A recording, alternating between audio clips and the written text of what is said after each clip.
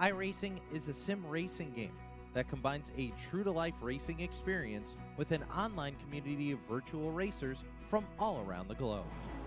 iRacing offers a multitude of officially licensed cars and tracks, laser scanned with millimeter accuracy. Their car models and mechanical systems are based on real-world physics, engineered in cooperation with manufacturers and race teams. Their skill license system ranges from rookie to pro, ensuring members are always pitted against those with similar skill sets. Members are able to sign up for a weekly race series, compete in time trials, host a private race with friends, and participate in racing leagues created and run by the community. With over 170,000 members, iRacing works in partnership with renowned motorsports organizations like NASCAR to deliver virtual races based on the real-life NASCAR Cup Series, as well as many other series on the NASCAR ladder. iRacing also features team racing, providing a variety of options for members to create and manage their own teams, race with friends or real-world teammates in full-length endurance events like the 24 Hours of Daytona, Spa 24, or the Bathurst 12 Hour. Additional partners include IMSA, World of Outlaws, Supercars, and IndyCar, allowing members to race in their very own Indianapolis 500, Bathurst 1000, Chili Bowl, and many more iconic events.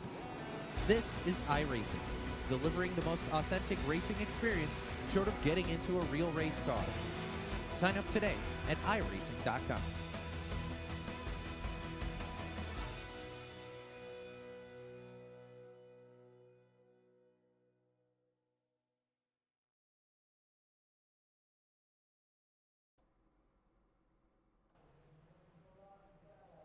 Good afternoon, race fans, and welcome to Turn 3 Racing Network. Tonight, we have the Joe Six-Pack Pick-em-Up Trucks here at the world-famous Daytona International Speedway. It's going to be a great one on our hands tonight. Pack racing, photo finishes, the big one, all of it probably here in store. Tonight, we got the Spring Break 80 presented by Greg's Lawn and Garden Care. Be sure if you're ever looking for some garden and lawn care, check them out on Facebook. It's going to be a wild one, folks, at Daytona. You know that. It's always some action-packed racing, close to 200 miles an hour, 31 degrees of banking in the corners. And we got 80 laps of it. Door-to-door action. One of the trickiest parts as we see kind of one truck off in the distance there. Blowing it down to pit road. If we got green flag pit stops, that is the trickiest thing here at Daytona besides surviving the big one. Of course, 60% fuel, 2 tires over the wall, and 2 fast repairs. So if you are caught up in the big one at any time, especially early on in this race, your favorite driver's night isn't quite over yet. They get 2 more chances to try and have that truck home in one piece. But of course, you never want to use it too early. As we click over to qualifying, we'll see who gets the Quick Time Award. We got a few trucks rolling off of pit road. The likes of Greg Dreiss, David Lomaga, and our points leader, Brad Yuckman. I bet, folks, at home, we will see some trucks not qualify. And this is because they probably want to stay in the back, probably create a second pack, try and stay out of the big one, stay out of trouble for as long as they can. Because even though we do have fast repairs, it doesn't mean we want to use them up early.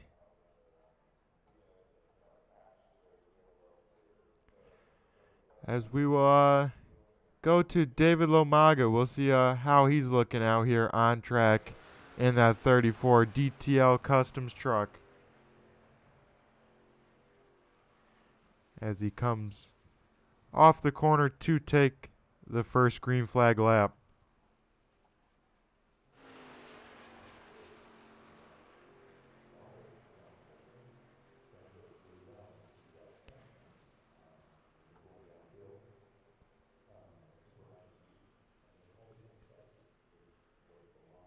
As we look high above the grandstands here at the start finish line, kind of the spotter view, as David Lomaga makes his way down the super stretch of Daytona, hugging that double yellow line. That's where the trucks will be the fastest here in qualifying. Where you want to put that truck, you want to put as little wheel as you can, carry as much speed. He had a little bit of bobble there. That will slow him down just a smidge. We'll have to see where he cycles on through. Coming down here to click off his first lap. The 34 machine will go P2 on the boards. As more trucks go along, he falls all the way to P5. So that's how quickly it can change. As we'll put up the timing and scoring on the left side of your screen.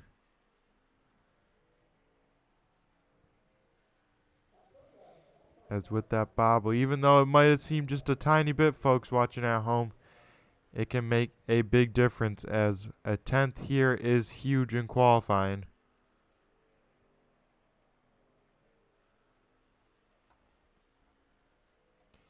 As the 34 machine comes around turns 3 and 4 for the final time.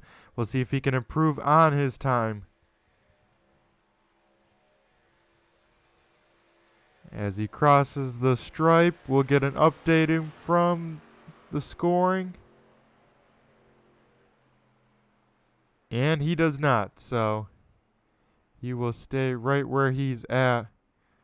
We'll now look to the 72 truck of Wes Frank Norman.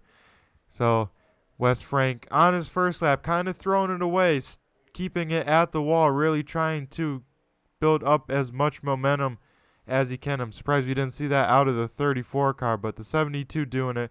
So even though this is his first time lap, he's keeping it up top, trying to wind that truck up as much as possible. Because on iRacing, everyone has the same exact equipment, so he will try and give himself the most advantage. This second lap, though, we'll see him come all the way down, hug that double yellow line all the way around. And we'll see where the 72 car can go on his good lap here. And folks watching at home, these trucks will have to stay above this double yellow line. They cannot go below it to advance their position. They can only go down there if they're forced down there. So we will see them staying on the racing surface this whole entire race.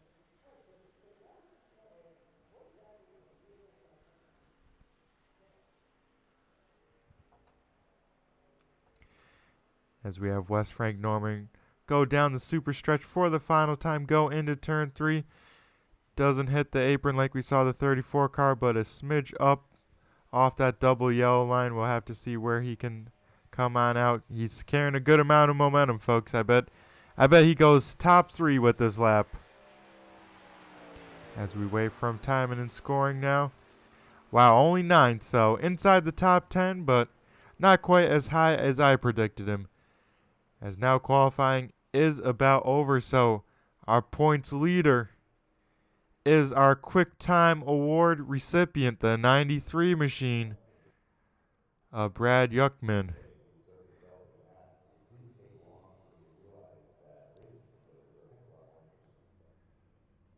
As we will go through our starting order.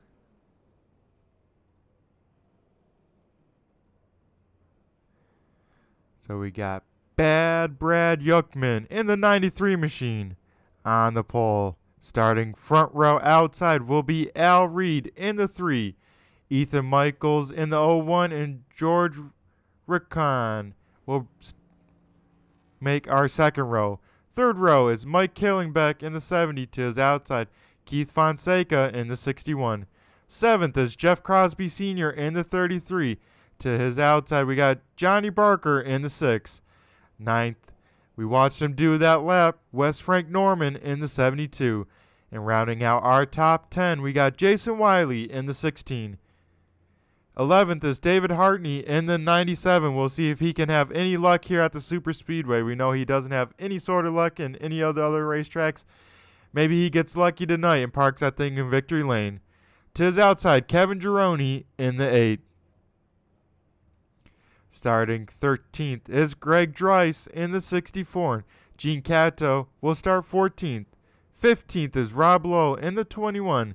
16th is Joe Nelson in the 76. 17th is David Lomaga in the 34. And rounding out our field, Stuart Wright in the 543.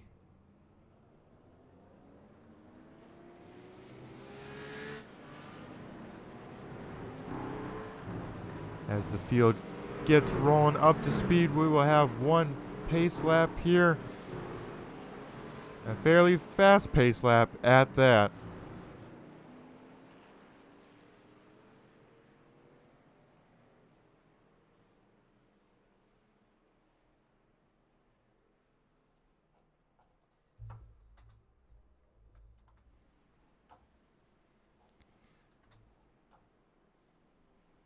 As we are back here looking at the field, we have Brad Yuckman in that scuba aquatic scheme. He put that thing in victory lane in Texas. We'll have to see if the 93 can go 2 for 2. A much different track here than we saw at Texas. Whole different driving style. This race tonight, you not only got to be good with the truck itself, but you also got to have some friends out there, someone that will work with you.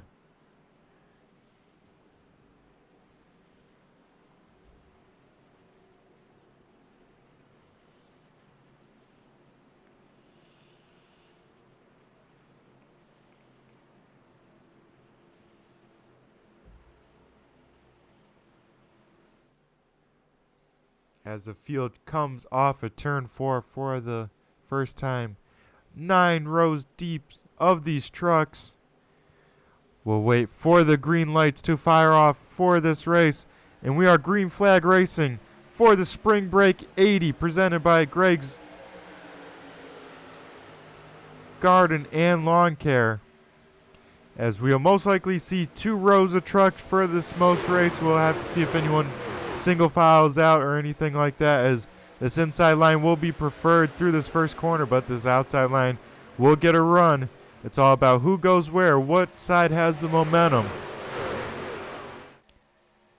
And a whole bunch of good door-to-door racing at 190, 180 miles an hour.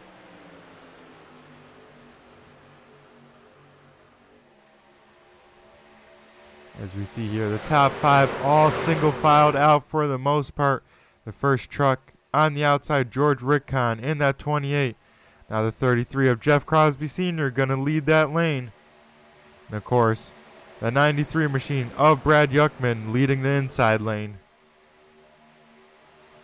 I have a feeling we won't see that 93 unless he gets forced out of there, leave that bottom side. So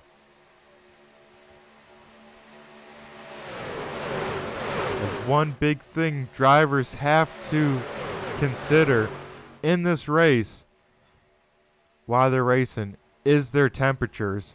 With the trucks such as Ethan Michaels, that second truck in the inside lane, if he's pushing that 93 too hard right on his bumper, that radiator in that 01 machine not going to get any air and thus increase the temperatures. And if they get too hot, that motor will expire. So they got to keep an eye on their gauges, listen to their spotters about what line has the momentum. Because as you can see, even 2 trucks can make a run, as that outside lane slowly starting to get some momentum. They'll get some more as the trucks behind will slowly start closing that gap.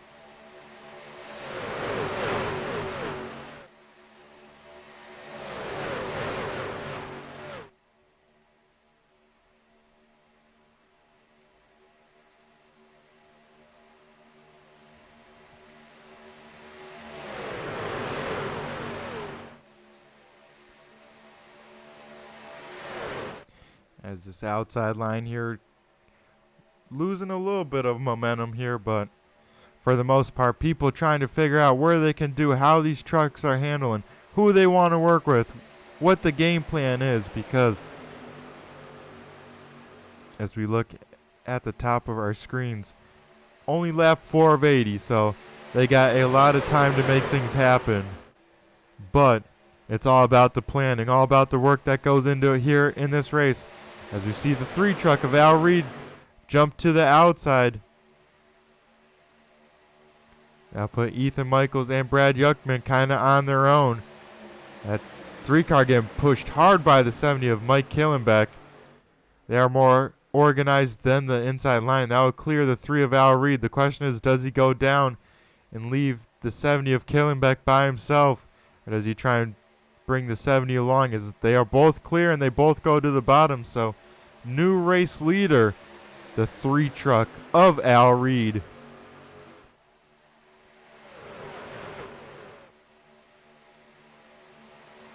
Oh, it's contact there. Oh, and we're going to have the big one, number 1 of the night. The 33 of Jeff Crosby involved. Same with a whole bunch of trucks. And, of course, with good old iRacing cautions at Daytona, it's not going to throw the yellow flag, as it manually is thrown there, but a tough break early for some trucks, as we'll try and go to the replay and see what happened. As we'll go back a little bit further here and try and see what happened. As maybe some contact between the 01 of Ethan Michaels and the 33, maybe some net code involved, and just a slight contact able to turn that 33 around, and then the trucks keep on piling in. So a tough break there, as we'll maybe try and see what happened. As we'll go back one more time, as they are already crashing on track.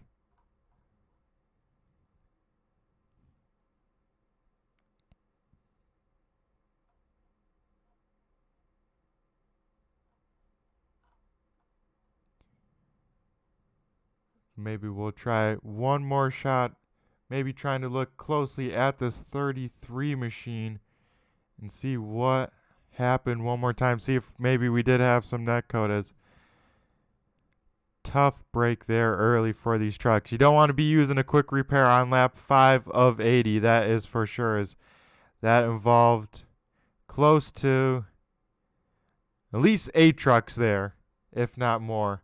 As we go back live, we got some takers down pit road already.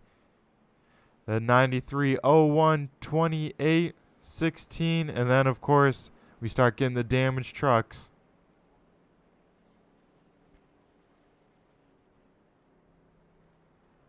As we look back up to the front, Al Reed leading the way.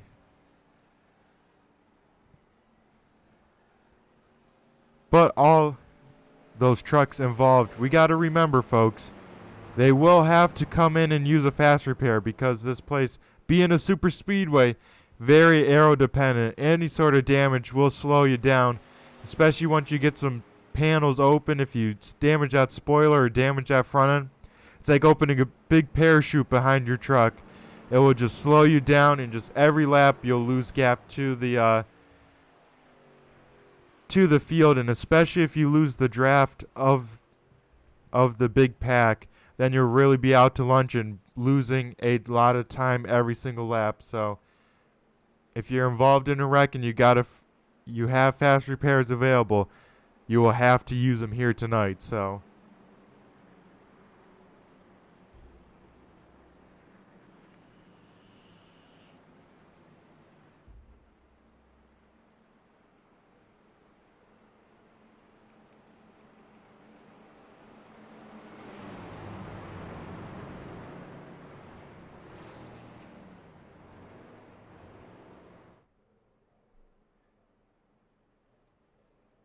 as one guy who's hoping for a good run, he had a lot of speed at Texas, got caught up in an incident, had to come back from being a lap down, and he did that, just ran out of time with the yellow flags and how they flew. The 34 machine of David Lomaga, he will try and close in that gap to the points leader of Brad Yuckman. So 34 has a tall order, has a little bit of rear damage, so he opted not to take the fast repair, have the crew work on the 34 machine. And he's just got to hope that he stays in the draft, because if he loses the draft, It's only a matter of time before you go a lap down unless a yellow flag saves you.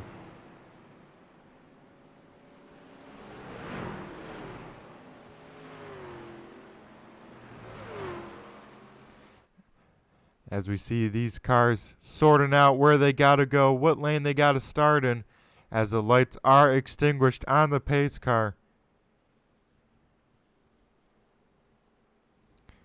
So we saw the 3 and 70 working together pretty well.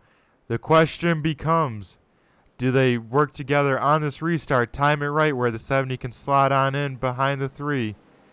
Or will we have new people working together?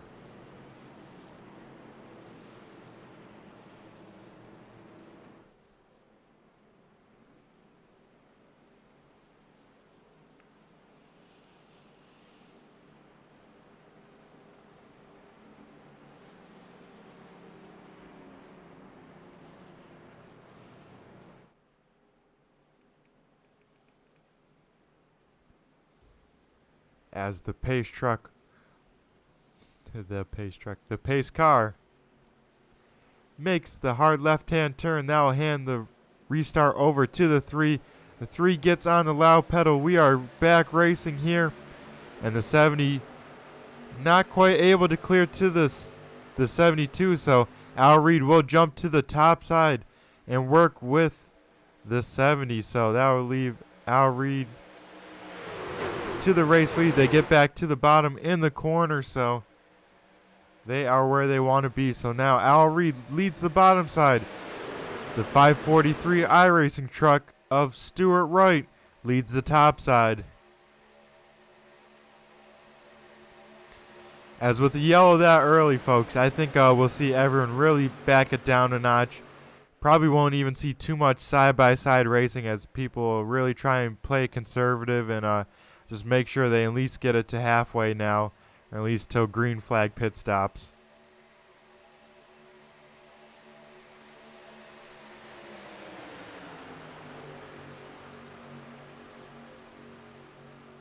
As we look a little bit further back here, maybe got a second group thinking about forming up one truck with some pretty good right side damage. That's a 20 front end damage, excuse me.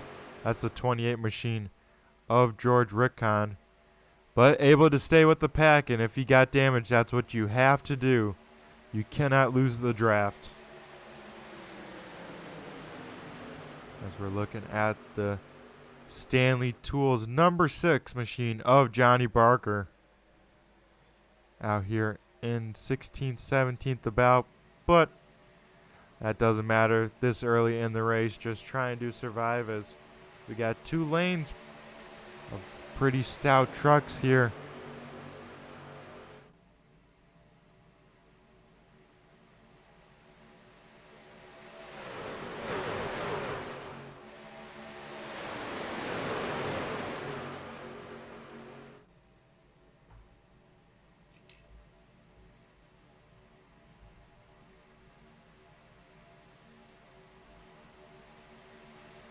As we look at the 64 machine of Greg Dreiss, the Joe Sixpack Podcast truck, looking pretty good. Running in the 5th position, one of the biggest movers of the race so far, as he is up 8 positions from where he qualified in, but more importantly, just sitting inside that top 5.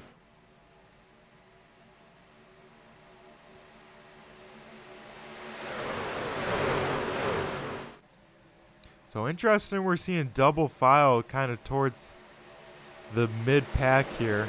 Because you think you'd either want to be double file up front or just kind of riding around in the back. As we see the 61 machine of Keith Fonseca pulling shoots there. Saying, I'm going to go get out of this pack here. It's getting a little too dicey. So one truck. You at least have Kevin Gironi back there in the 8 to work with to make sure that they don't lose this pack. But saying it's a little too crazy in the pack for the 61. Going to drop on out of there as we see the 21 machine of Rob Lowe go up to the top side in front of Ethan Michaels. So he will lead the second line now. As one truck almost in the wall there through 3 and 4.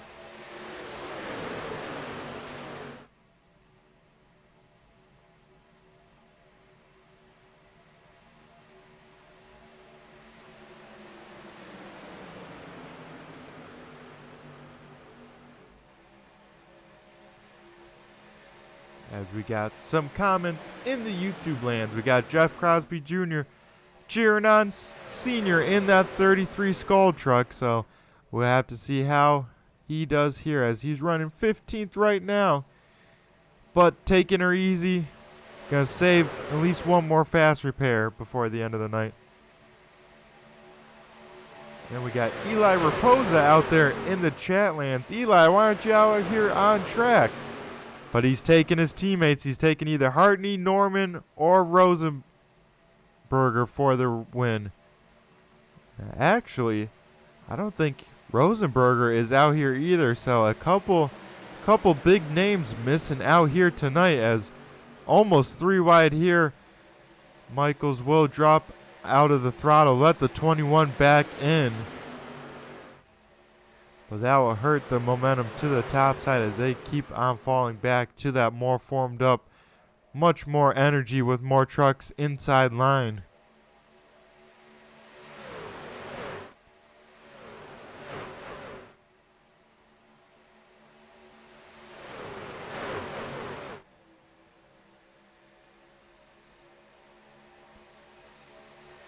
As these two, the 70 and the 3 up front, going to be hard to beat unless you have some teammates to work with you. They have been working very well together. That 70 been giving the 3 some awesome pushes. They made their way up to the front in a hurry and haven't looked back since. They figure the safest spot is to be in front of the wreck, so that's why they're at the front of the track. Now one truck moving around a good bit. That's 76 of Joe Nelson. Now to his outside, Jason Wiley. 13 on the truck, 16 in the semi. He's supposed to be the 13. Not sure why they put him as a 16, but nonetheless, he's a 13 in our hearts. So got to talk to him last week. We'll see if he can follow that up this week. As a little bit different paint scheme, not the green machine, now in an all black.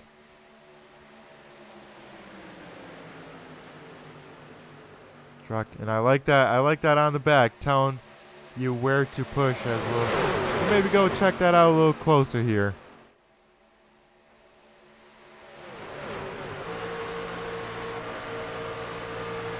As we ride on board with Rob Lowe in the 21 machine, looking at the back of the 13 of Jason Wiley, telling exactly where to push, right in the middle of those bumpers. And not to push on the sides. As that's one thing with iRacing. If you don't hit the car square and you use your energy to kind of hit them while you're moving down, that'll hook the truck in front of you and cause them to, of course, spin and cause that infamous big one. As this outside line's actually pushing pretty well as we're looking here, because they are about door to door with Al Reed.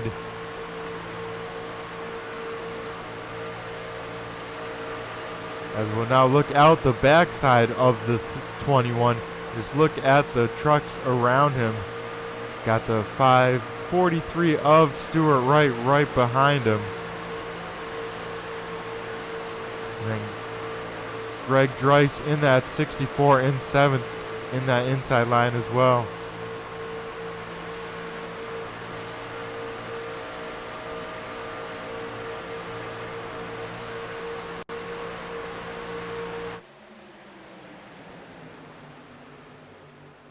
As you see while we're looking there, man, that 13 is all the way up in that 3rd lane. He could run a lot lower, kind of side draft those inside trucks. So if I was the 21, I would be telling the 13, hey, get down a little bit. Let's make this track as short as possible. We don't need to be all the way against the wall just yet.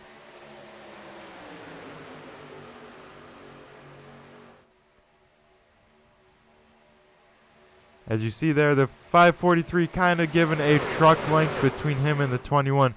That's because if you're a push truck like the 21, you don't want a truck pushing you, because that will usually end pretty badly. The push truck will end up being the sandwich truck and usually getting turned, because there'll be kind of an accordion effect with pushing and getting pushed, kind of get jumbled up, and it usually doesn't end well. So we'll see the third trucks in each lane not really being able to push until it's about 3 laps to go. Then you ain't lifting. As we click over to lap 20 of 80. When I raced these, we had about 35 laps of fuel. That was with a full tank. These guys only have 60% of that, so pretty soon here, these guys will have to start thinking about green flag pit stops, and that takes a lot of coordination. Got to make sure you don't speed on pit road. You hit the pit road entry, don't put it in the grass, and then most importantly, you don't hit another truck trying to get it down pit road. So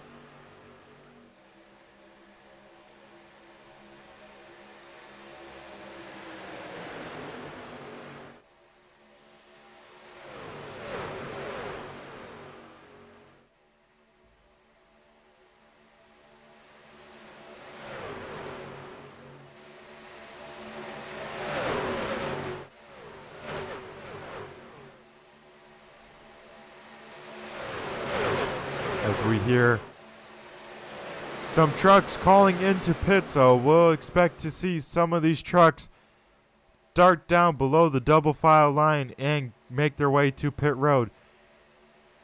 The one last thing I forgot to mention, folks, is also with pitting, you got to make sure you pit with friends. You don't want to come down pit road all by yourself, then you'll never get back into the pack. You'll be kind of driving around on your own, which is just costing you time. So you got to not only make it down pit road, but do it with friends and do it safely. As we see the first group of trucks, about 5 of them, head down pit road. Looks like everyone in this first group makes it down safely. We go back up to the front of the field. Jason Wiley now takes over the point. These guys will have to be coming in here soon.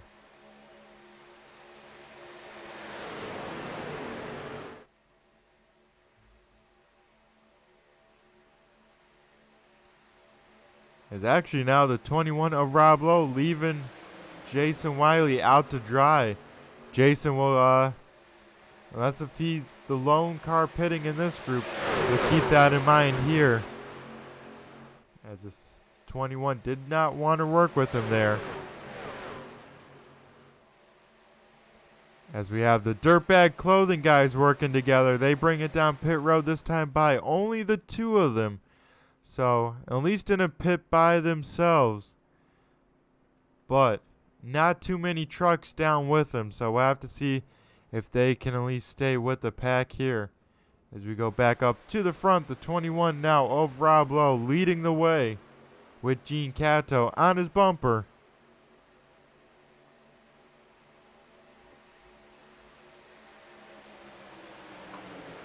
As dang, Eli, that is a bummer.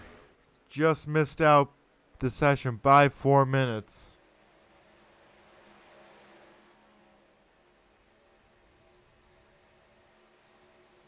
As we see these trucks now staying out as long as possible, trying to stretch their fuel. I know the 93, I'm pretty sure, probably most of the rest of this field did pit during that last yellow, so that's probably why they can make it this many more laps here than the rest of the field.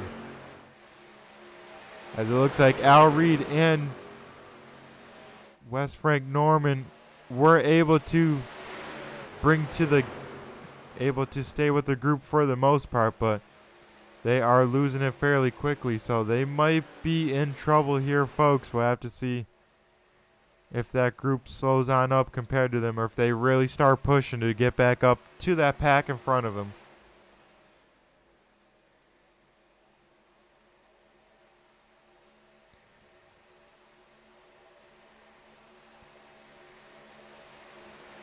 As we see Rob Lowe in that 21 machine leading the inside line.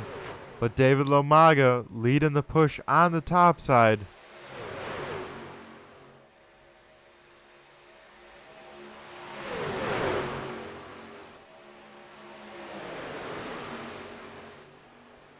As I heard from the spotters here, the front two are pitting this time by, and we'll have some others. So we will see some more green flag pit stops on lap 25.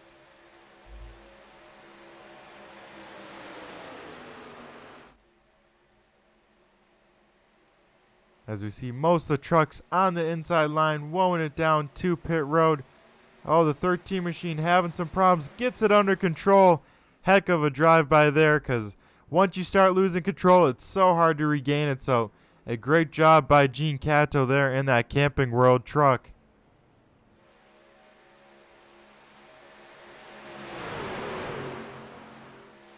As now hand the race lead over to the 34 machine of Gene Cato.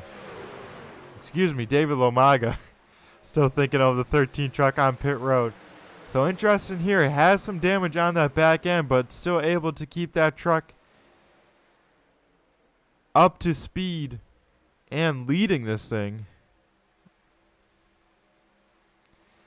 As we see a few more trucks dart down pit road. The 34, 61. Oh, 61 loose. Almost gets the 93. As maybe he did, as I think there's some damage to that 93 truck of Brad Yuckman. So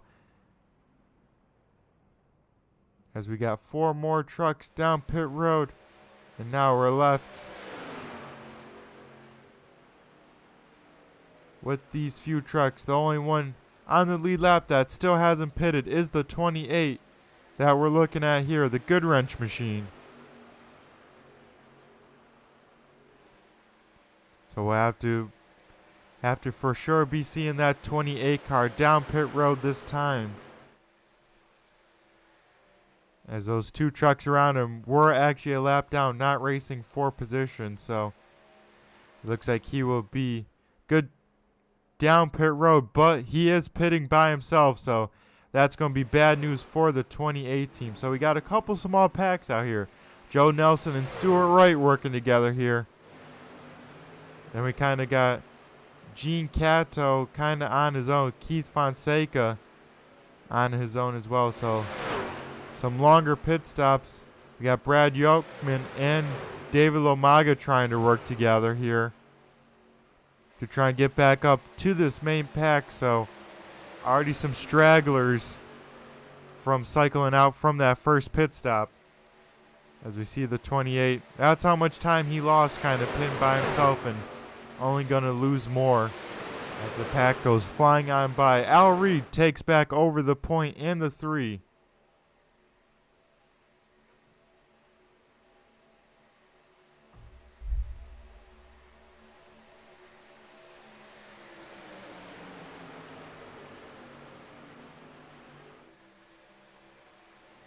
As, one truck almost in the wall. Somehow keeps it out of it. We'll ride on board for the Joe 6-pack onboard shot of the 13/16 machine just in this session of Jason Wiley.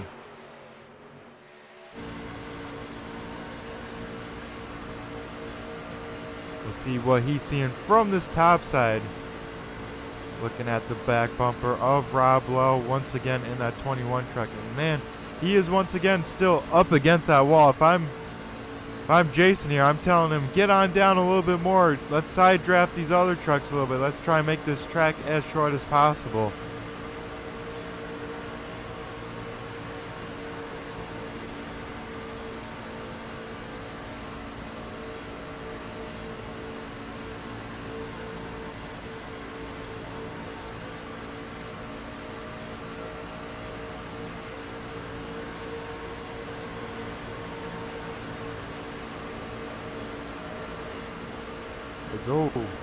West Frank Norman, a little loose on the apron. Can't do that on the tribal. That truck will unload and not be good. So Rob Lowe with a little bit of movement. We hear Jason Wiley playing with the throttle now, making sure he doesn't hit the 21 too hard, especially in the corner. As you see, folks, even though it's a straight line, these trucks are moving back and forth a good bit. Feeling these aero effects in iRacing.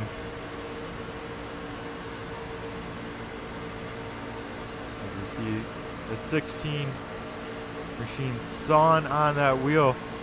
Sawing on the wheel more down the straightaways than in the corners. That's because these trucks unload, lose all that side force, lose all the banking grip that they get when they load on up in the corners versus on the straightaways. They're much more darty.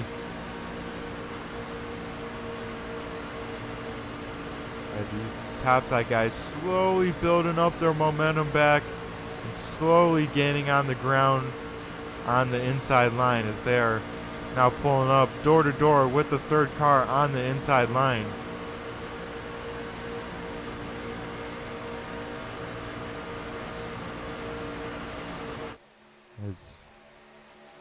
I'm not sure if it's true, but I almost thought I saw some damage on the back of the 3 truck while we were on board with the 16.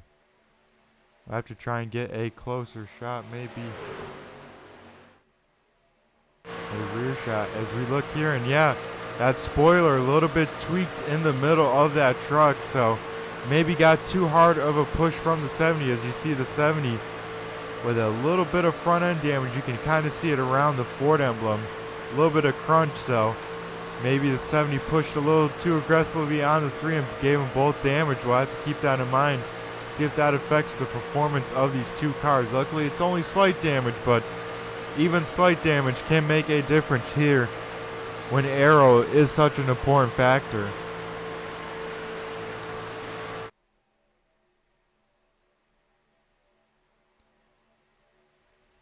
As we look a little bit further back, the one lone truck of Keith Fonseca missed the draft, and he is all on his own. We got a pack of 3 trucks, the likes of Joe Nelson, Stuart Wright, and Gene Cato. At least trying to prevent themselves from going a lap down, keeping their foots in it, just trying to make sure they stabilize. Then a little bit further up, another pack of 3 trucks. This is Kevin Droney, Johnny Barker, and George Rickon. As we go back up to the front, I think they might have some lap traffic here. As David Lamaga loose, big time push from the 21 slightly into the wall. I don't know how that 34 machine kept going straight, because that thing was at least 20 degrees. And that's a lot of rotation here at Daytona. So an impressive save here on lap 34 for truck number 34.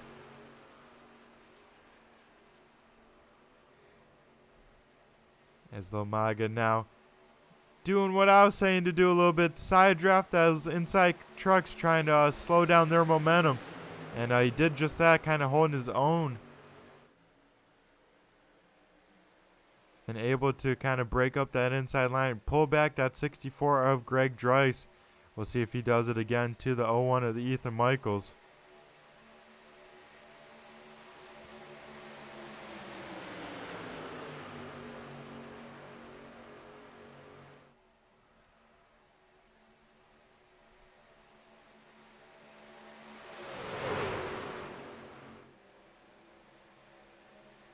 As I heard over the radio first, folks, the 21 machine bailing on out of that top side, trying to let the 13 around him as they make contact there. Did not do it cleanly, and that will hurt the 21 machine big time as he is in the grass here in 3 and 4. So not what the 21 wanted to happen. A tough break there. And he will have to bring that truck down pit road with that much damage. And that will put him most likely a lap down. And hoping for a yellow flag here quickly.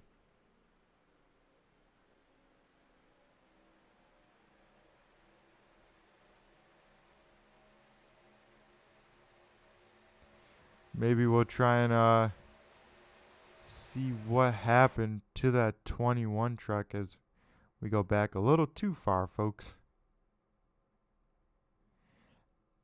As he actually had to take on off. So 21 machine retired from this race. We go back up to the front of Al Reed leading this thing.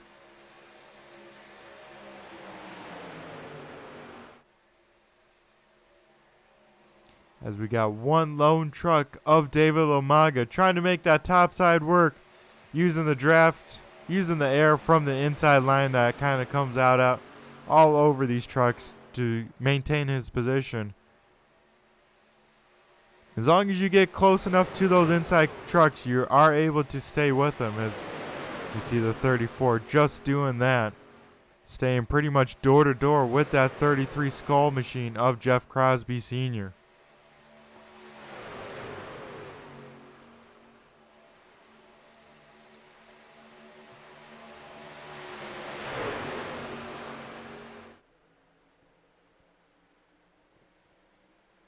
As the 34 season opening on that bottom side dives down and he slots on in. So the lead pack of 10 trucks all single filed out here on lap 38.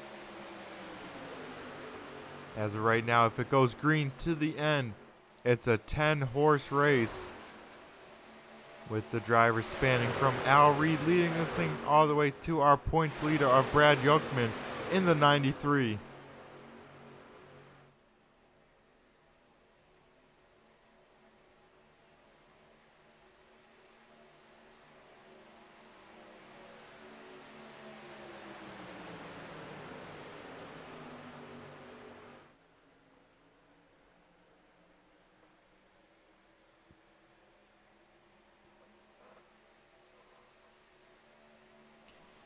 As we get the lap truck of Keith Fonseca. He'll stay high here, but he'll have to try and stay with this draft and hope no one else goes a lap down. He keeps that truck clean during the yellow, and then he will be the lucky dog. But first things first, he has to get a yellow flag.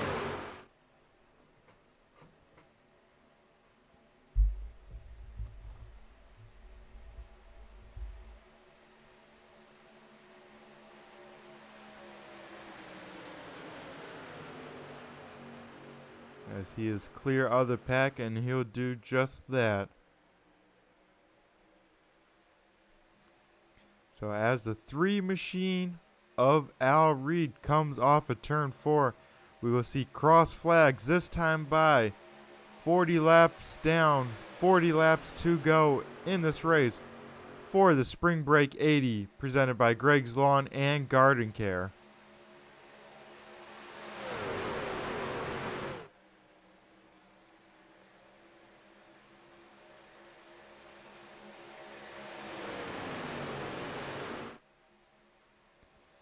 As we hear some trucks calling out, they are pitting this time by, so we will once again see some green flag pit stops. We'll have to see if everyone keeps it facing the right direction like we saw last time.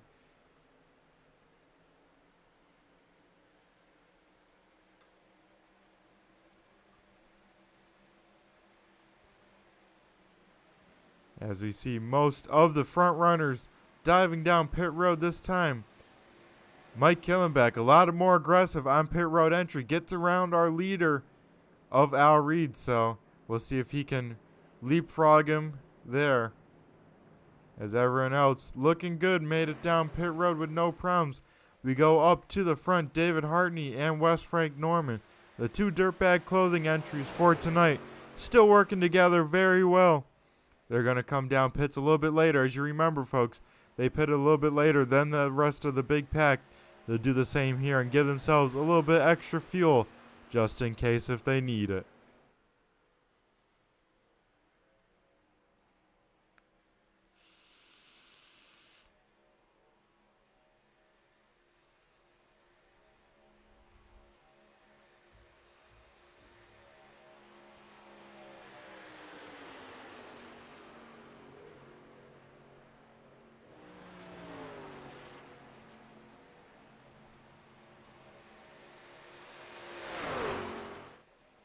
As we see a couple more trucks coming down pit road. The 76, 13, and 6 all coming down this time.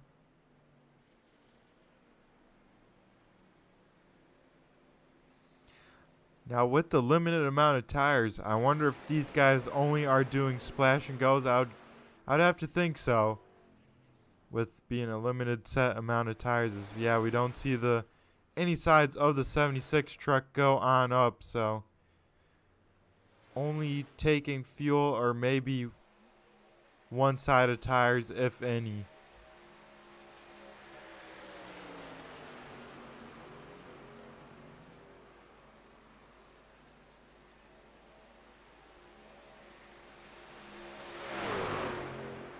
As the leaders go around for another lap before they have to come on into pits. Brad Yuckman behind them is the first truck a lap down. But once these trucks in front of him pit, he'll be all by his lonesome.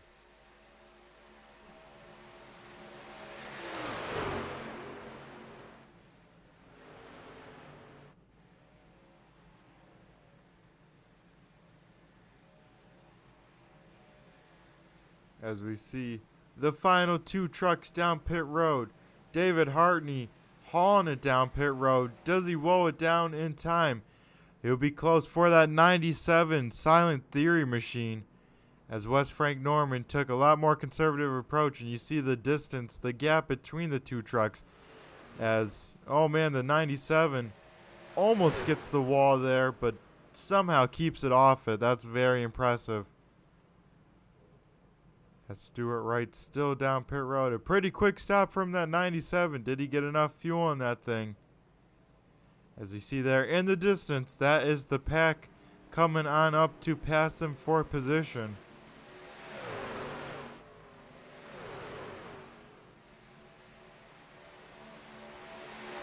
So after that first green flag stopped, we had about 10 to 11 cars in that pack. Now after the second round of pit stops, now we're down to about 5. So 5 cars in this lead pack. Everyone but that all black 61 of Keith Fonseca, as he is the first truck a lap down. So these front running 5 hoping it goes green to the end, as they'll still have one more pit cycle to go, but they're hoping it goes green to the end, as they have a pretty substantial lead over David Hartney and Wes Frank Norman, trying to work together to see if they can slowly start closing the gap.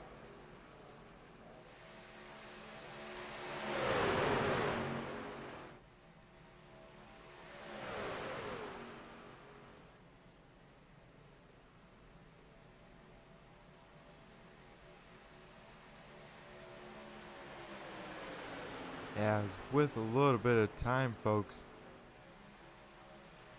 we will crank it up here at the Turn 3 Racing Network. And I'll be right back with the action.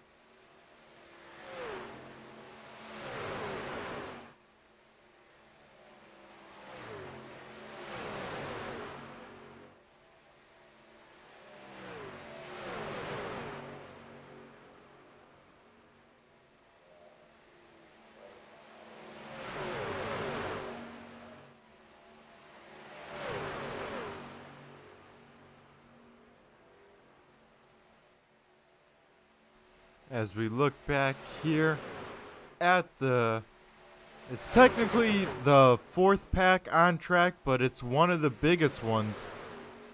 It's from 10th to about 15th, so 5 cars, just like the lead pack here. And it includes the likes of Johnny Barco, Gene Cato, Joe Nelson, Kevin Gironi, George Rickon, and our points leader, Brad Yuckman. So all these guys probably back here from either having a very slow stop for whatever reason, whether taking tires or too much more fuel than the rest of the field, but we have to see how it plays out. But these trucks definitely hoping for a yellow flag, as they are about 29 seconds behind the leader.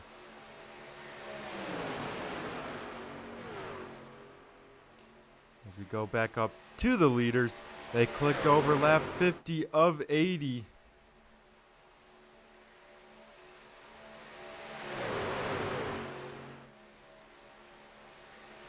As these guys will have to be on the same page, just one more pit stop, make sure they all hit their marks, take the right amount of fuel, take the right amount of tires, and come back out as the group. Then the racing could start getting really fun. As if Keith Fonseca can pit with this group and stay with him, he could play spoiler, he could push someone to a win, be a ultimate teammate, because he is not racing for the lead at the moment, but that could all change with one yellow flag.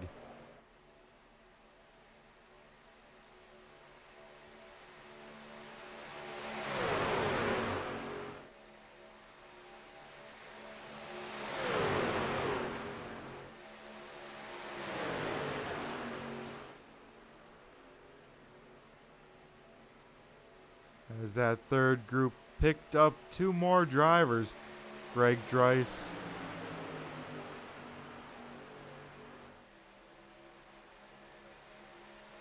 and I believe Kevin Gironi, now in that bigger pack here. As they got some more trucks. They gained on the lead pack about a second. So if they keep that up, they are catching the leaders, but it'll be a tall order to catch them that much in this amount of time.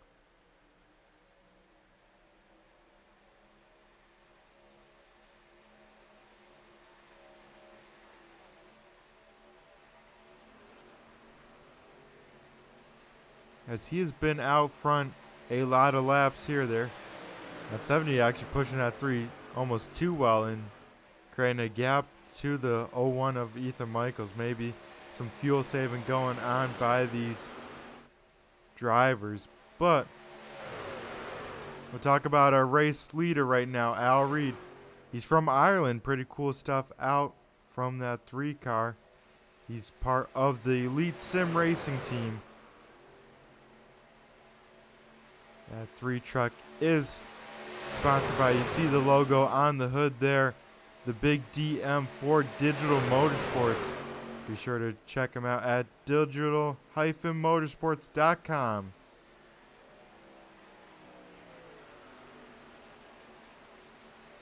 So some pretty good accolades for this 3 car in Joe Six-Pack Racing League. He was the inaugural season champion for this Pick-em-Up Cup trucks. He was also the inaugural season champion for the Joe Six-Pack Cup Series, as well as the Season 2 champion.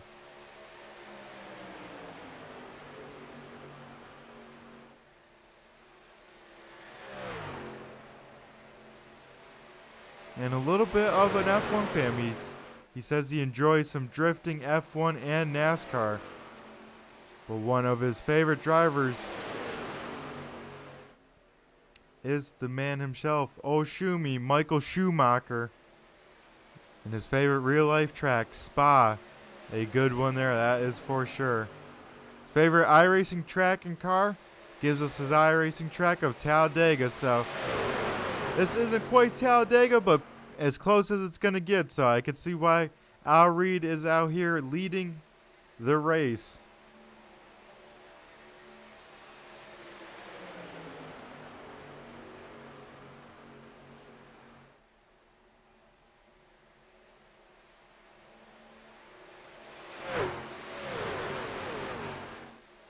And one final pretty cool fact from the 3 truck, he is racing in VR, so that means the head tracks where you're looking, so he could look up, look at the mirror, look at the 70 pushing him, but that makes it all too realistic if you crash, so just adds another factor of why not to wreck a virtual race car. Because not only can you get sick wrecking them, I've seen some people get injured with these high strength direct drive wheels and that sort of thing too. So this sim racing can be a little bit dangerous. You know, we got some risk involved. People think, oh, just sit at home on your computer and nothing involved. Man, you get the adrenaline going, and if you wreck it, you can actually have some impacts on your health.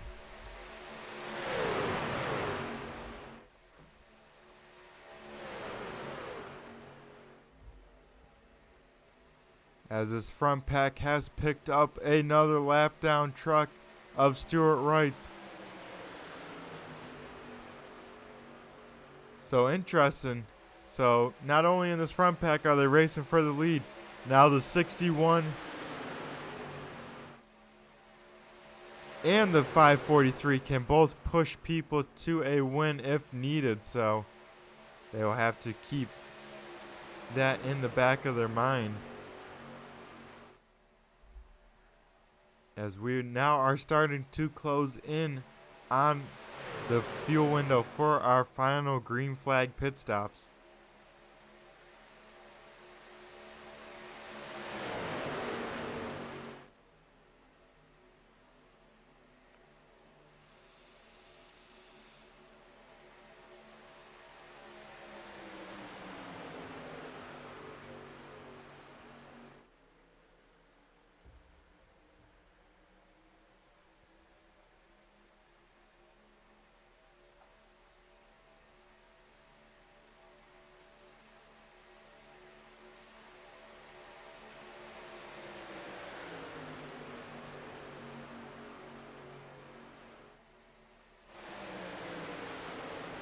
Now we look at this second pack here.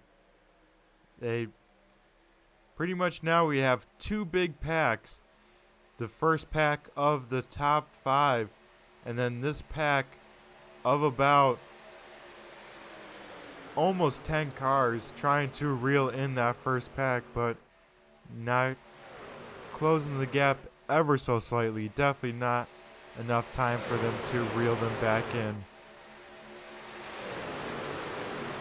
But we'll talk about a little bit this third running truck here in this pack, the 76 machine of Joe Nelson.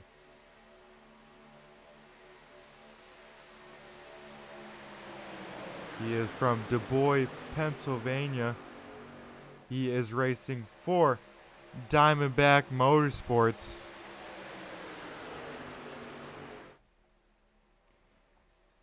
The 3 main sponsors of that 76 team is SER, which stands for Small Engine Repair, RAK Computers, and Pappy's Eye Wraps. So that is what painted that sweet looking number 76 black, blue, and red machine. And his favorite driver in real life, the closer, Kevin Harvick. As we hear some call-outs here for some pits, I believe these front runners pitting on in, and looks like most everyone coming down safely. As we'll say, who in the second pack brings it on down pit road this time by. The 6 brings it way down to the inside wall, trying to stay out of harm's way. 64, Greg Dreiss also involved down pit road, and the 33 just gets it woed up, locking them up big time to get to pit road speed of 60 miles an hour. That'll hand the race lead over to the guy we were just talking about. Joe Nelson in the 76 will lead a lap of the Spring Break 80 here at Daytona.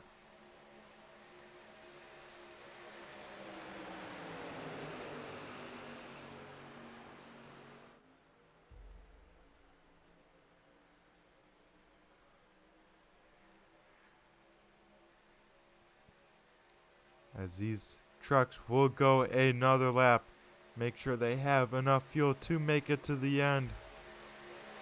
As if they're smart, they would all work together here, come together all at the same time down pit road.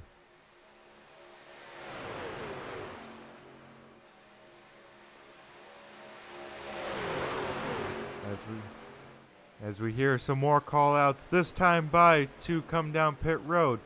The question is, we've seen it all night, the 72 and 93 go at least one more lap than the rest of the field. We'll see if they continue to stretch it or if they will come down with this pack.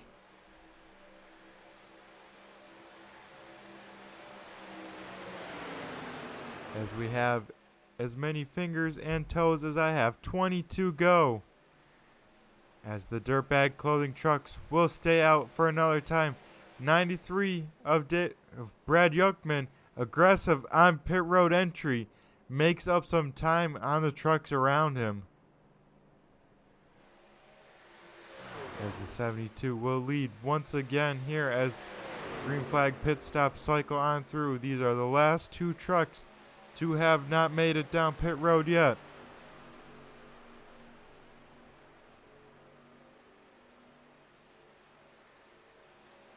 As most people will be locked into where they're kind of running once they cycle on out, unless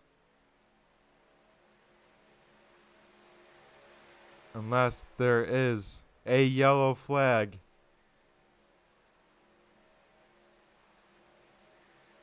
As we look to the YouTube chat land of Jeff Crosby saying, at the end, if you're on the high line, you got to stay tight to the inside line and keep that wheel straight. That is for sure, Jeff, because you're kind of in the preferred spot if you're leading that outside lane, because they get such a good run down that super stretch that I know I've won a fair share of races being on that top side, being able to really let that truck or car eat. So that's where you do want to be if you can hold it straight and get the big run. As I believe this time by, we'll see the dirtbag clothing cars of Wes Frank Norman and David Hartney coming on in. They have been working together as a team. Very awesome this race so far. But they will come in for the final scheduled stops as we go to the leaders here. Al Reed once again back out in front of the Spring Break 80 presented by Greg's Lawn and Garden Care.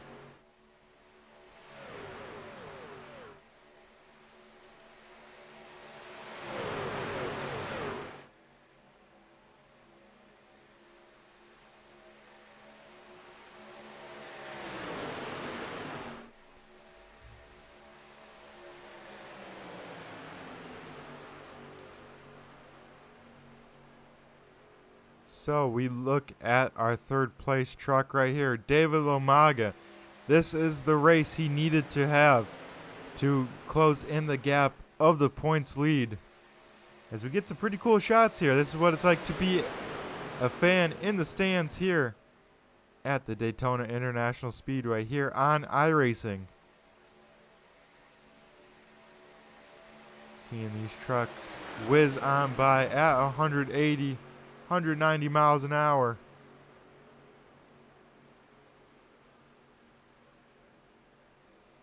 As we get to see the lake in the infield of Daytona.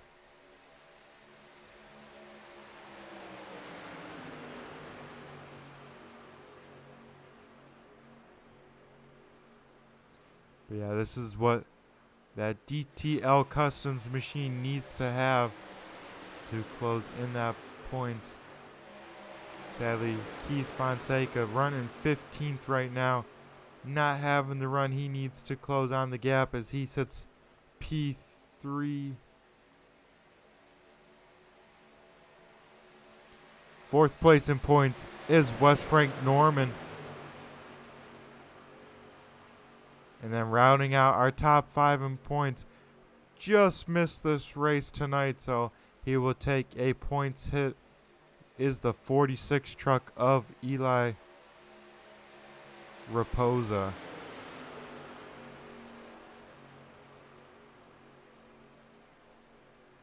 So a little bit of a rundown of the top 5 in points, as this is already race 8 of the Pick 'em Up Cup Series. Only 13 weeks in total, so it's about to get crunch time here.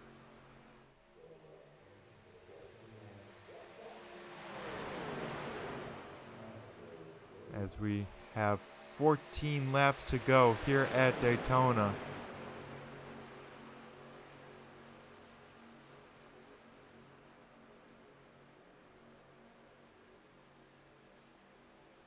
As that's about 35 miles to go left in this race.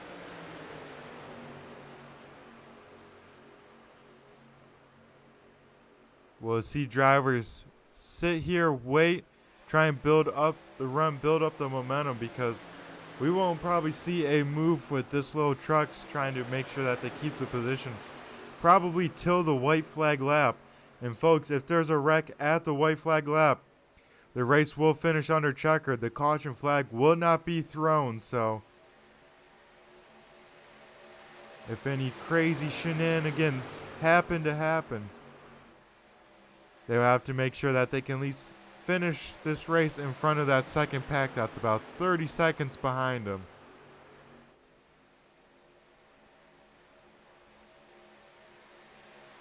As we now have the 76 machine of Joe Nelson now a lap down, so the 76 and the 61 both will be battling for position and that lucky dog, but they can both also try and push someone to the win if that time does end up coming. As this time by, we will see 12 laps to go.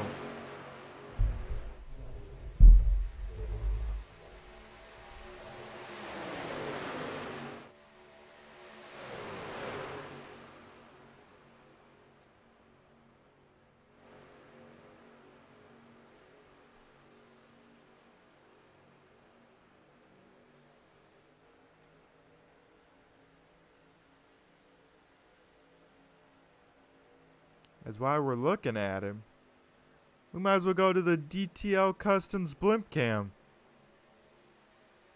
for the DTL Customs number 34 machine of David Lamaga. We can kind of get a good aerial shot of just how much these trucks are moving, at least a half a truck length up and down in these corners, just from the aero effects alone in these trucks, as we see the 34 machine kind of running on his own.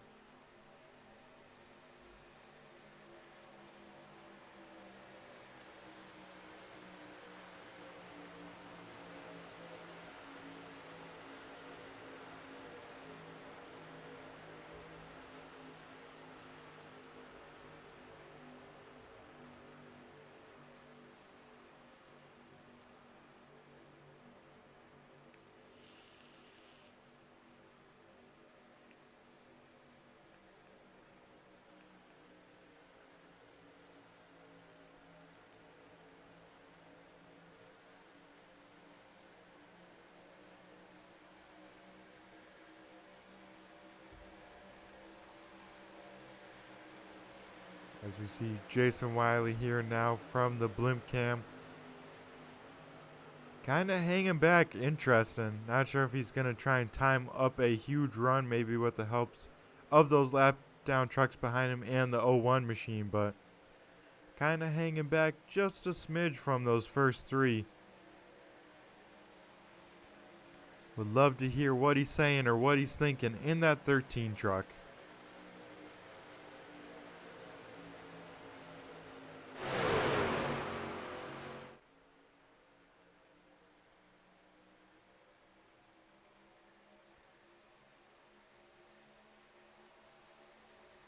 As, oh my goodness, folks, we get the yellow flag. We will have to see who may have been involved there, as quite a few trucks here on the apron. We'll have to go to the replay and see, as we see the 6 machine of Johnny Barker down on the apron. And then around he goes. We'll have to go to the replay and see what happened to the 8. Looks like maybe just pushing in the corner. And that sends the 6th truck around. And the rest of them pile on in, as there is nowhere to go at 180 miles an hour. So some more fast repairs will be used, folks. But more importantly, this bunches up the field and maybe pulls the pin on the grenade.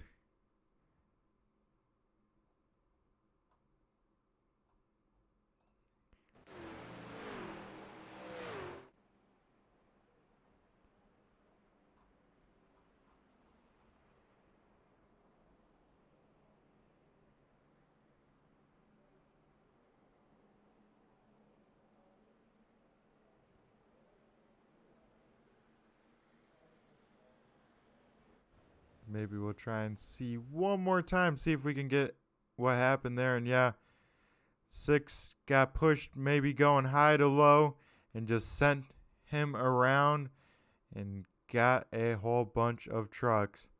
As we hear one truck, wasn't sure who it is, but one truck stuck on pit road with a blown motor. So we'll have to have towed that thing and have to wait on the tow. So a tough break for a few of these trucks late in this race, but we have some takers down pit road, maybe taking some tires, trying to get some handling on these trucks, because now it gets crazy as the 76 goes around. He is the lucky dog for the second yellow.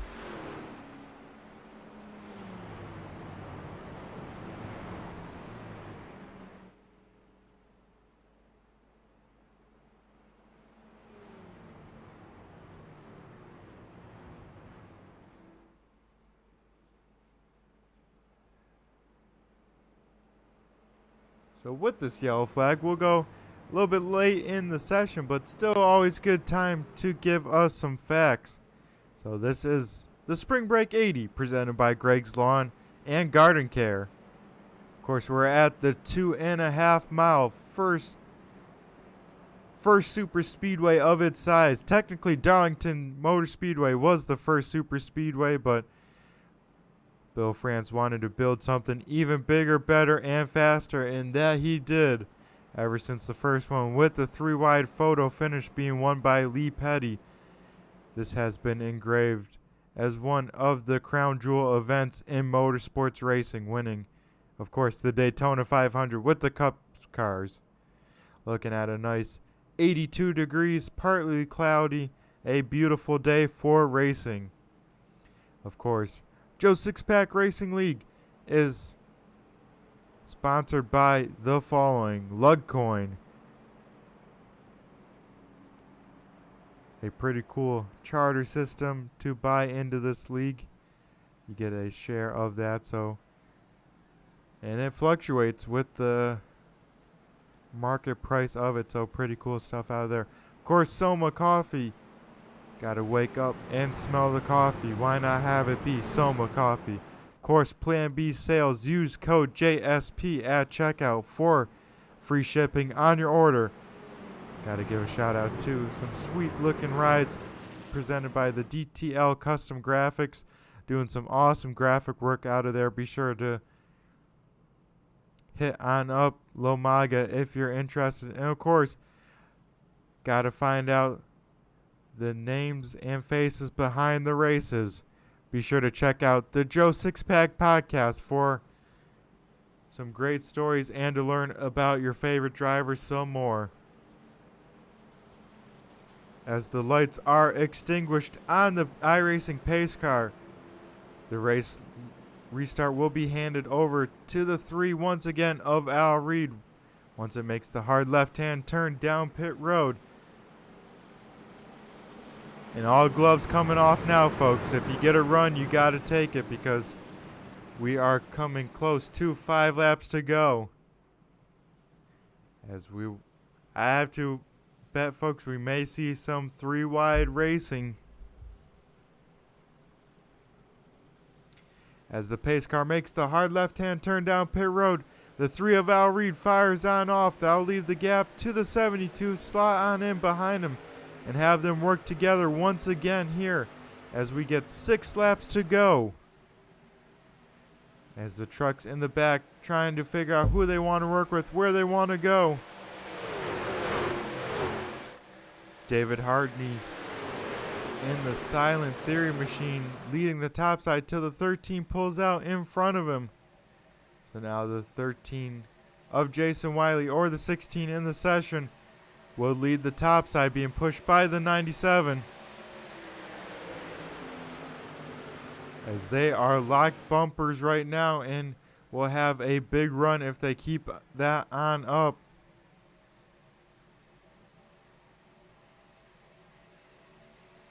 So we see the flagman open palm this time by. 5 laps to go in this race. And that 97 pushing that 13 hard, trying to get him to the front as much as he can.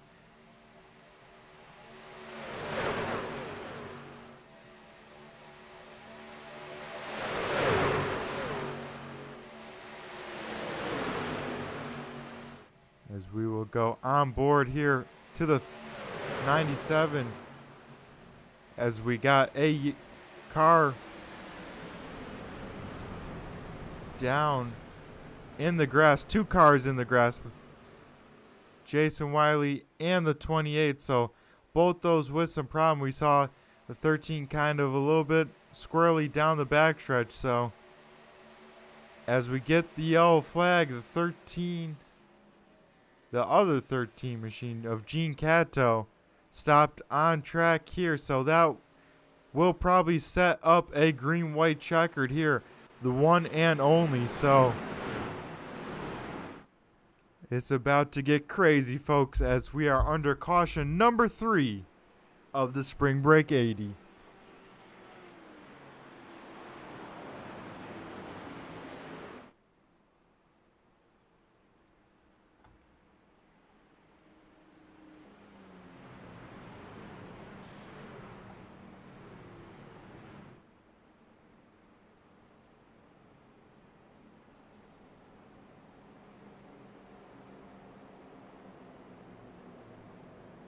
So not sure what incident unfolded. We saw trucks in the grass, and then the yellow flag. We'll see if maybe this, as that was the old yellow. That actually was our best angle so far that we saw. And yeah, the 6 got up a little too high. Got tapped in the left rear, and that's what brought out the second yellow. Now we'll try and find out what brought out the last yellow flag here, folks, as we'll go see what happened to the 13 as almost roll reversal from the last one. The 6 now pushing the 13 and gets a little too high and hooks the 13 in the right rear. So a little bit of roll reversal with the same 2 trucks as the last yellow for this third yellow. As Keith Fonseca now, the lucky dog. So he finally gets his lap back and will be on the lead lap for this final restart and our only attempt at the green-white checkered. This time, Al Reed has to wait to the green to fire it off. Will this prevent him from working with Killingbeck as he will start to his outside? We'll have to see how it unfolds here in a lap and a half. Be sure, folks, if you're watching, be sure to grab a snack, grab a drink here quickly, because you won't want to miss this final green-white checkered.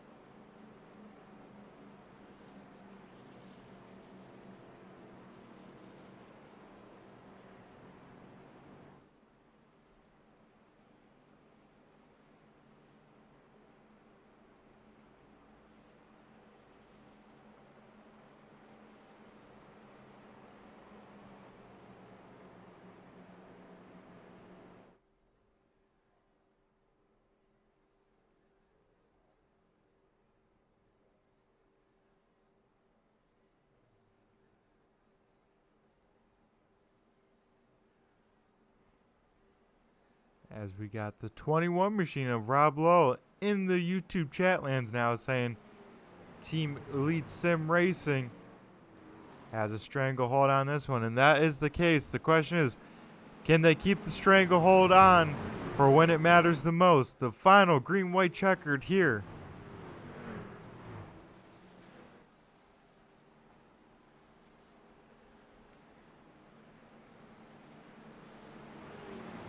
As the lights are extinguished on the iRacing pace car.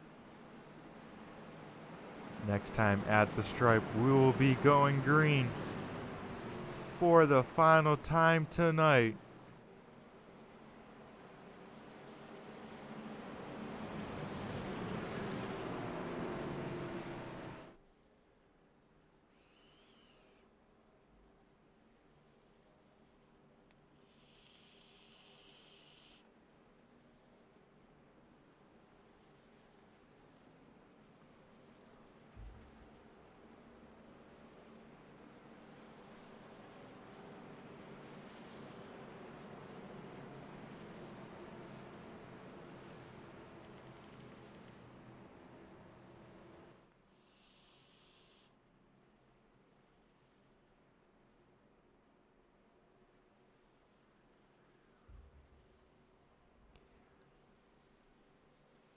As we will keep our eyes on the front of this restart.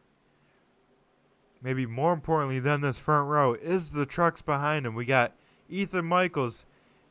He started third in this race. Looked pretty good pushing at the start. We'll see what he can do here.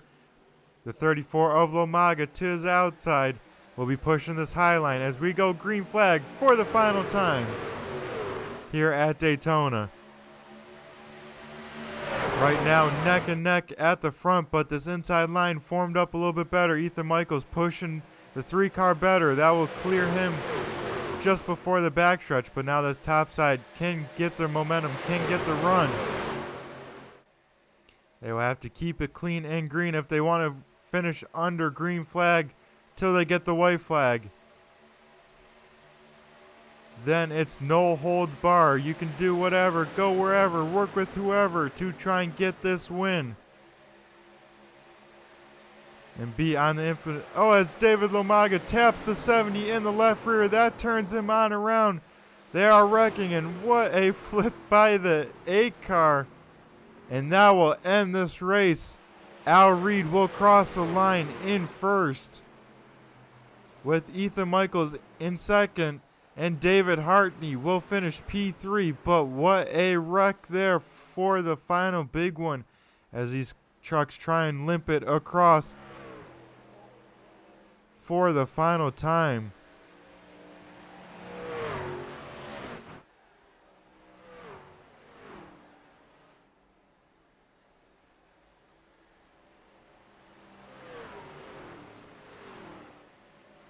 As we will try and see that wreck one more time. We see the 70 the 34 just hit the 70 just a little too much in the left rear, but this is the impact that has me intrigued, in the good old iRacing glue in the wall. Hooks the 8 to an almost stop and sends him acrobating through the air. So another race with a truck airborne for this series.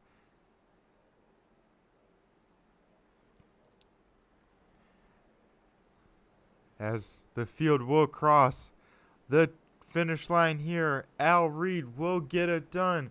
Was so dominant in this race, and will have the hardware to show for it. Al Reed wins the Spring Break 80, as he has to wait a long time to bring it back around to the front stretch if he wants to do some burnouts, but he definitely has to be pumped up in that truck. As we will go to commercial and bring it back with some interviews of the top 3. The most realistic online racing sim ever made. This is iRacing. Detailed laser scan tracks, fully dynamic real world cars, and over 50 series to choose from. 6 online world championships offering over $400,000 in annual prizes. This is the original esport racing game. This is iRacing.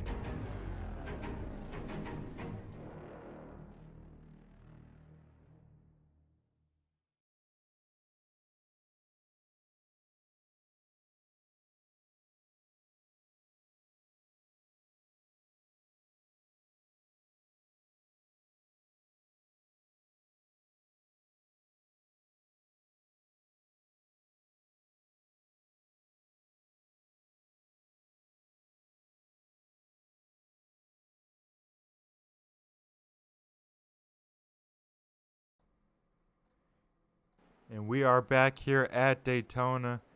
These drivers just making it on around here. Want to give them time to get on out of their trucks to get this interview, as we'll give them another minute or so to bring it on down. But we will try and get a word with our third place finisher.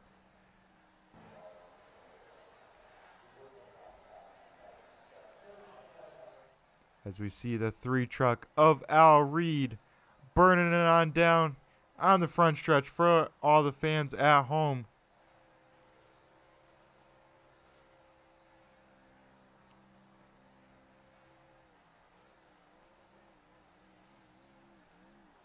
As we will go try and talk to David Hartney in that 97 Silent Theory machine.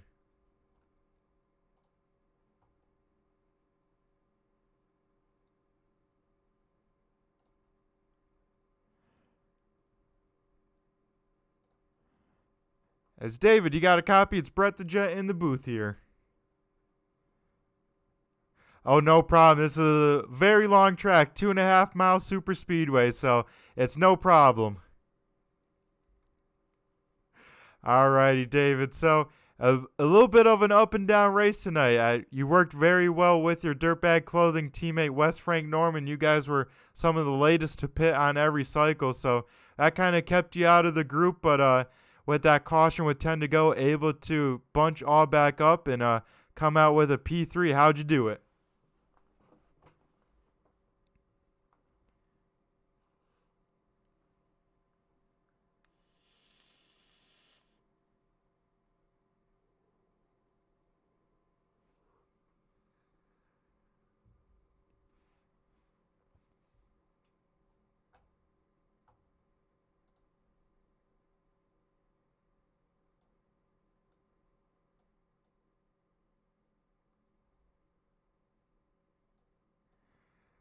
Gotcha. Well, here, hold on 1 second because I may have not gotten you. So we might have to re-ask that question here for you. Having a little bit on my end. Here we go, David. Now do we got you? Yeah, we got it. All right, now we got it. Here we go. So, of course, I asked how was your race, and maybe if you want to run back through how you worked with Wes Frank, your teammate there. Yeah, I mean, we took that. I had that first caution that came out, and I got damaged pretty bad, so I had to do my quick repair then. But we got hooked back up later. We didn't expect that much green flag racing in the middle of the race, but we just kind of stayed together and kept the draft going between us. We switch off every once in a while to make sure we had about the same amount of fuel, expecting for that caution towards the end of the race so that we could catch back up to the group. Thank God it happened. It looked like there for a minute it wasn't going to. Yeah, it definitely looked like it was going to go green to the end. I know that front pack before that yellow. Didn't want to see that yellow. I know you guys did. But so that final restart there, were you thinking at all going to that top side? Overall, it was a smart move to stay on that bottom as the wreck did happen in that top lane. If you can get a good enough person to push you hard enough on the top, it is faster. But they got to be aggressive, and that person in front of you's got to hold it straight. And if you can't do that, it's not faster. So, I had there was someone else up front with me. Ethan was messaging me, just be as aggressive as possible without crashing us, and that's kind of what we did. But wreck happened behind me. I'm glad that when they hit me, I didn't spin. I just kept it straight and got the third. Yeah, awesome job, David. I know you've had some pretty bad luck, so last couple weeks it seems like that 97 machine runs pretty well, and then something happens to it and gets shuffled on back. So I was interested to see how much luck you had stored in that 97 machine for a super speedway. Racing's racing. These tracks are definitely can be the hardest. Well, some of the hardest. Fuel strategy and tire strategy definitely plays a huge role in this. So, um, to be able to come out with the podium, I'm definitely thankful for that. Yeah, with you being in that second group there before that second yellow flag, did you end up taking some tires then? No, I've been on the same tire since lap one. Alrighty, so no tires taken for that 97 machine. Well, but before we let you go, I'm sure there's got to be some people you got to thank out here in the YouTube lands. Absolutely, my family as always. My daughter was here with me, quote unquote, producing with me and hanging out. My wife for giving me the opportunity to do this. My teammate Wes could not have gotten here without him this week, as well as Dirtbag Racing, Irish Paint, and W Energy. Check out our Facebook page if you guys want any discount codes. Some discounts left out there. Alrighty, well, awesome race, David. I'm sure you're excited to walk away with a P3 with a super speedway being as crazy as they are. But now, have a good rest of your night and hopefully talk to you here again soon. Oh, I'll be back. Alrighty, awesome stuff there out of our third place finisher. Now we'll talk to our second place runner, Ethan Michaels. Ethan, you got a copy? It's Brett the Jet in the booth here. I sure do. How's it going, Brett? Oh, pretty good. How's it going for you? That 01 machine finishes runner-up tonight. How'd you do it, and how was the truck? Well, basically the strategy was be with Atlantic Racing the entire time and try to do something at the end. I don't know what those guys do. I think Albert has an illegal towing package on his truck because he could just pull them all the way around the track. It's really good at being a lead man. Yeah, that 3-car led the most laps here tonight and seemed like he had something figured out. Had a lot of speed, especially leading the way. But Ethan, you lined up on that inside line for that final restart. Was your mindset push that 3 to the win, or were you going to maybe try and think about making a move there on that white flag lap if you had the chance? Both. I knew that I had the best tires out of everybody in the top 6 because I pit with 5 to go under that caution. So I knew that I would get a better start. I'd be able to push him. I just expected him to go high and pick up his teammates. I did not expect him to stay low, but his reasoning later on made sense. I just expected something different, but just needed that last lap, man. David sent him some private messages, and I was like, hey, wait for this to happen. And once it happens, push me. I don't care if you wreck me. There you go. Yep, that's the mindset you got to go, especially once you see that white flag as the yellow flag will not fly. It will end under checkered. Sadly, we didn't quite get to see that crazy finish, but still a pretty wild one to end the night. Absolutely. I'm just glad the 01 Monster Machine was just there in one piece at the finish line, to be honest. I haven't had that great of luck this season, but it's coming back to us. Yep, and what a time to have it come as we're starting to get towards the home stretch of the season as we just finished race 8 of 13. So looking ahead to next week, what are your outlooks for the 01 machine? Well, top 3 is always what I want to do. If I can't win, there's a lot of good drivers in this league. If I can't win, top 3 will do. If top 3 won't do, just survive till the end. All right, Ethan, I like that outlook. That's always my goals whenever I'm racing out there. Always try and talk to the broadcaster. As Ethan, before we let you go and celebrate the runner-up, I'm sure there's got to be some people you got to give a shout-out to. Thank you to this 01 crew. Yeah, I'd like to thank Turtle Shell Motorsports. They are a team that picked me up in another league. I'm still unaffiliated in this league. It would have been nice to have some teammates, but it is what it is. DTL Customs. They have a paint scheme coming my way that I'll be able to show off starting next week. And then just my girlfriend and my dad. My dad getting me into racing, my girlfriend for dealing with me, not talking to her a few nights a week. Yep, that's always important. Got to keep the significant other happy as they allow us to have fun and do this virtual racing for a few hours. Yes, sir. Alrighty, Ethan. Well, I look forward to seeing the new paint on this 01 truck next week, and I'm sure we'll be talking to you here in the future. You go have a good rest of your night. Hey, thanks, you too. Alrighty, that was our second place finisher, Ethan Michaels, in the 01. Now we'll go down to Victory Lane and talk to our winner, Al Reed, in the number 3. Al, you got a copy? It's Brett the Jet in the booth. Brett the Jet, how are you getting on? What's the crack? Oh, man, how's it going? How was that 3 car? It looked like you were the truck to beat tonight. That thing seemed to have an illegal amount of speed almost in that thing. I like the way you said that, illegal amount of speed. No, it was teammates. 70, Mike Hillenbeck and David Lamaga, 34. Teammates couldn't have done without Mike and Dave. Mike was there, pushed me the whole way around the track. So it wasn't so much a win for me; it was more so a win for the team. The guys pushed me to it. Yeah, there you go. I was interested to see because that final restart, you couldn't go and coordinate the restart like you done so well with the 70 of Killingbeck. So I was interested to see how it would work out, see if you would go to the top, if he could find a gap to the bottom. What was kind of going through the team comms on that last restart and once you went green? Well, I can't really comment with the other guys, but my thinking was if I jump outside, it's either I win or Ethan wins on the inside. But I was like, if I stay on the inside, it's either me or Mike are going to win. So either way, if I stay where I am and Mike goes outside, we're going to have a team win. Yeah, it definitely seemed like that inside line was the place to be, especially leading it. Seemed like the safest spot, as well as it seemed pretty hard to pass on the outside. So you made the right call down in Victory Lane.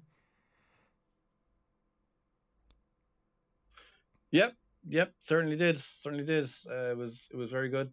Good pushing from the guys, and like you can overtake on the outside. Like I think was it early on the race, maybe lap 5 or something like that. Myself and Mike just pushed each other.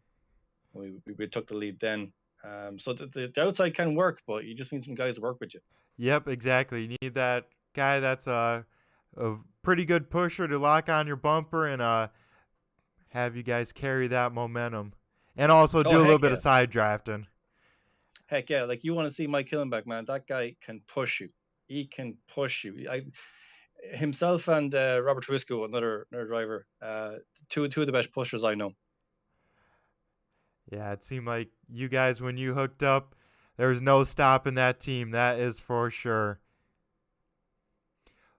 But Al, before we let you go and celebrate it down in Victory Lane, you mentioned your teammates before, but I'm sure there's got to be some more people you got to thank for this 3 car and this big win here tonight for the Spring Break 80 at Daytona. Yeah, just gonna say thanks to Greg. He's here. Thanks to Greg for the league. Awesome job. Obviously to the teammates as well, to Dave, John, Mike, and to Rob as well. Great job by the guys, and got to give a special thanks as well to the Digital Motorsports. They allowed me to have their logos on the car. So if anyone's interested in buying a new steering wheel or new pedals, a new rig, anything to do with sim racing, or even motion setups, whatever you guys are looking for, check them out, www.digitalmotorsports.com. Alrighty, thanks, Al. Well, it was a pleasure to see you put on a clinic in this 3 truck tonight. Hopefully we'll see you out here some more in the series, but if you are, I'm sure we'll be talking to you again here in the future. Awesome. Thanks, Brett. Alrighty, thanks, Al. Go celebrate in Victory Lane. I'll be back down there after I wrap up here in the booth.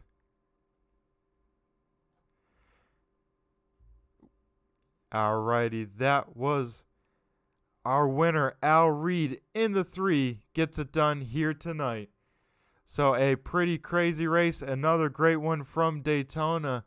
We'll go run through the rest of the finishing order here.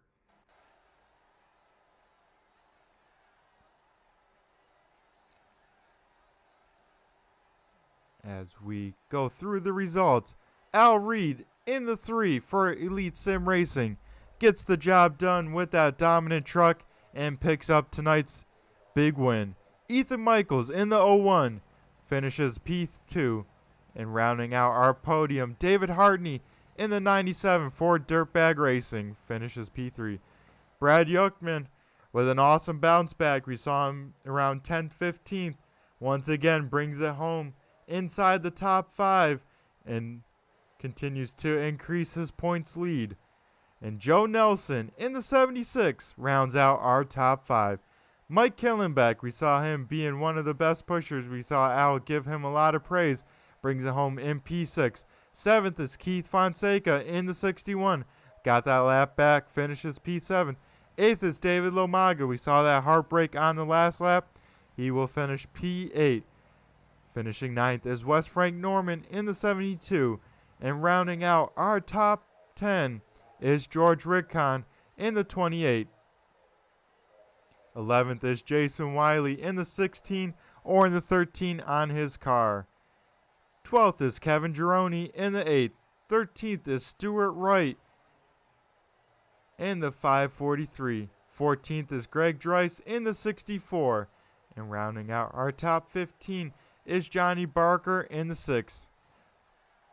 16th position goes to Jeff Crosby Sr. 17th is Gene Cato in the 13.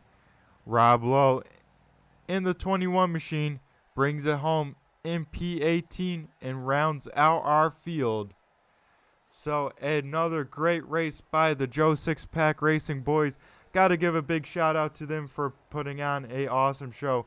Of course, got to give a shout out to Turn 3 Racing Network. Be sure to tune into them for all the good racing action. Be sure to check out some of the other broadcasters. Of course, got to give a shout out to Greg Dreiss for this awesome league. And of course, Greg Lawn and Service Care. Be sure if you need some care outside, in the garden, in your lawn, be sure to check them out on Facebook because they were tonight's big sponsor for the Spring Break 80. Also, check out Soma Coffee. Plan B sales. Use code JSP at checkout for free shipping. DTL Custom Graphics. And of course, during the week, be sure to tune into the Joe Six Pack Podcast to find out all sorts of great information. So, we finally take off from the high banks of Daytona. Pretty wild stuff. Saw some big ones. Had 4 yellow flags there and ended it under yellow. But this has been Brett the Jet from Turn 3 Racing Network. Be sure to tune in next week. Same time, different place. And for everyone out there at home, got to give a shout out to all the YouTube commenters, all the live viewers, and of course all the replay viewers. Got to give a shout out to Jeff, Eli, and Rob for checking in and chatting up with me on stream. Everyone have a good rest of your night. Stay safe out there. And just remember, this is Brett the Jet, just